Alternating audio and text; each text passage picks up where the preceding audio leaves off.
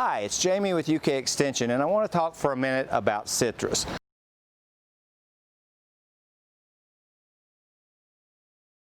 Not all citrus are created equal, and let's be honest, who doesn't love the idea of picking a nice big orange off of a tree that you've grown to eat it?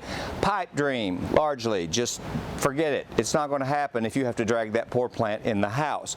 Citrus are not good winter guests. They just don't like the same conditions we do. So if citrus are not the cheapest plants on earth, they're a significant investment. So if you are seriously thinking orangery or large trees that produce fruit, you're going to have a conservatory or a greenhouse to pull them into for the winter. Otherwise, when we bring them in, the fruit drops and everything is lost. Having said that, I'm going to tell you about the one that I grow, and it has outperformed all the others, that does make a suitable houseplant or guest. And I'm not saying it's the easiest houseplant in the world, but with proper care it can hold up. And I'm talking about this, the Calamondin orange. Calamondin orange is not grown necessarily to eat the fruit. The fruit is very sour and astringent.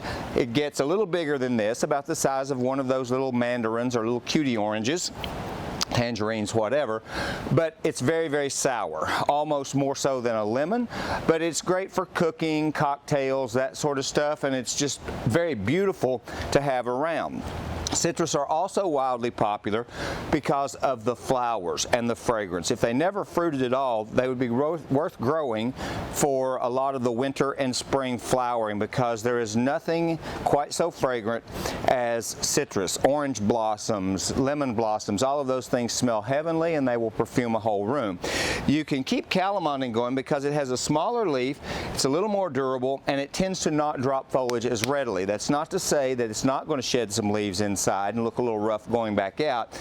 But if you must try any kind of citrus, and you don't have a greenhouse to accommodate it for the winter where it's not going to decline, so to speak, try Calamondin. It's readily available. It's one of the prettiest in my opinion. It's just not going to give you those really large grapefruits and oranges like we buy at the supermarket, but I bet a lot of you houseplants don't do that for you anyway.